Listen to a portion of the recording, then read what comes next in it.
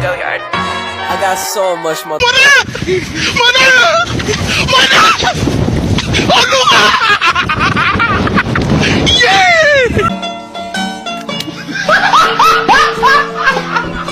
Are ya ready, kids? Aye, aye, Captain! I can't hear you. Aye, aye, Captain! Oh!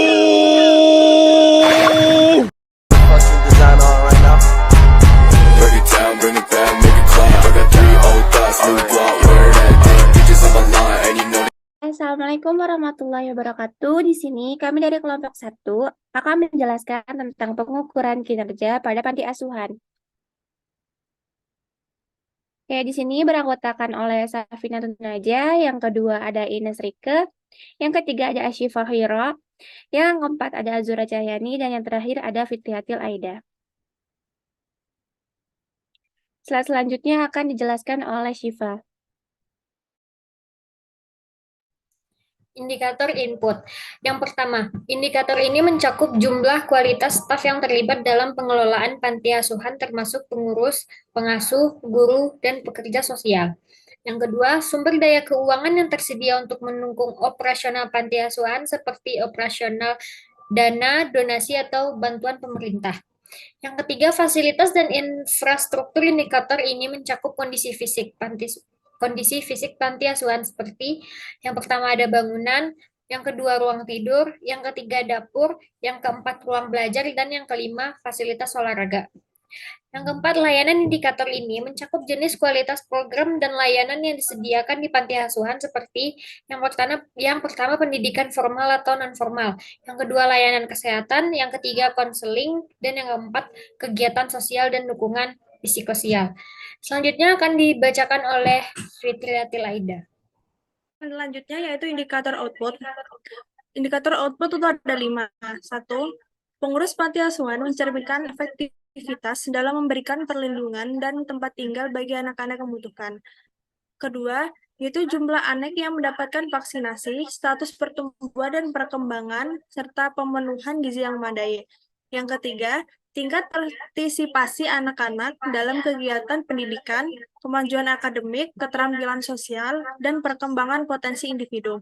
Yang keempat, pengembangan keterampilan hidup mandiri, termasuk keterampilan sosial, keterampilan memecah masalah, dan kemandirian dalam mengurus diri sendiri.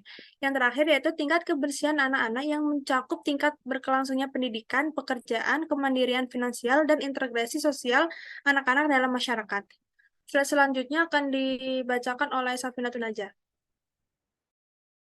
Oke, slide selanjutnya adalah indikator outcome. Itu ada 5. Yang pertama adalah kesejahteraan anak. Kesejahteraan anak adalah indikator ini mencakup aspek kesehatan fisik, emosional, dan sosial anak-anak di panti asuhan. Hal ini dapat diukur melalui peningkatan berat badan, status kesehatan, kebahagiaan, dan hubungan sosial yang positif. Yang kedua ada pendidikan dan prestasi akademik. Indikator ini mengukur kemajuan pendidikan anak-anak di panti asuhan, termasuk di dalamnya adalah tingkat kehadiran sekolah, peningkatan keterampilan akademik, dan pencapaian prestasi seperti nilai ujian ataupun sertifikat. Yang ketiga adalah keterampilan hidup. Indikator ini melibatkan perkembangan keterampilan dan kemampuan praktis yang diperlukan untuk kehidupan sehari-hari, seperti keterampilan komunikasi, keterampilan sosial, dan keterampilan vokasional. Yang keempat adalah pengembangan emosional. Indikator ini mengukur kemampuan anak-anak di panti asuhan untuk mengelola emosi mereka dengan baik, meningkatkan kepercayaan diri, mengatasi stres, dan membangun kesehatan mental yang baik. Oke, selanjutnya akan dilanjutkan oleh Ines. Kelas selanjutnya yaitu indikator manfaat. Penyelenggara pelayanan kesehatan sosial anak di panti asuhan sehingga terbentuk manusia-manusia yang berkepribadian matang dan berdedikasi, mempunyai keterampilan kerja yang mampu menopang hidupnya dan hidup keluarganya. Yang pertama, Pusat Pelayanan Kesejahteraan Sosial Anak Panti Asuhan berfungsi sebagai pemulihan, perlindungan, pengembangan, dan pencegahan.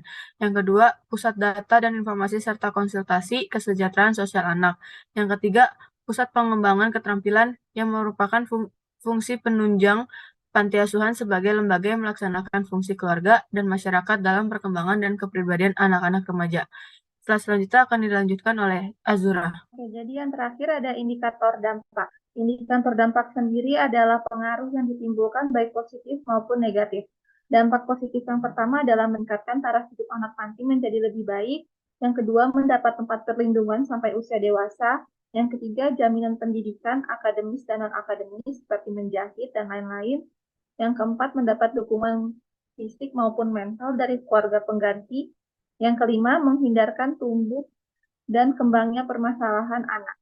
Tetapi juga memiliki dampak negatif, yaitu satu, tidak sedikit anak yang sulit menyesuaikan diri dengan kehidupan panti asuhan yang disiplin. Yang kedua, kehidupan panti asuhan memungkinkan siswa mengalami penurunan emosi yang mengakibatkan gangguan kepribadian seperti sikap menarik diri, tidak mampu membentuk hubungan yang hangat dan dekat dengan orang lain, kurang dapat menyesuaikan diri, sehingga hubungan mereka bersifat dangkal dan tanpa perasaan. Sekian dari kelompok kami. Kurang lebihnya mohon maaf. Wassalamualaikum warahmatullahi wabarakatuh.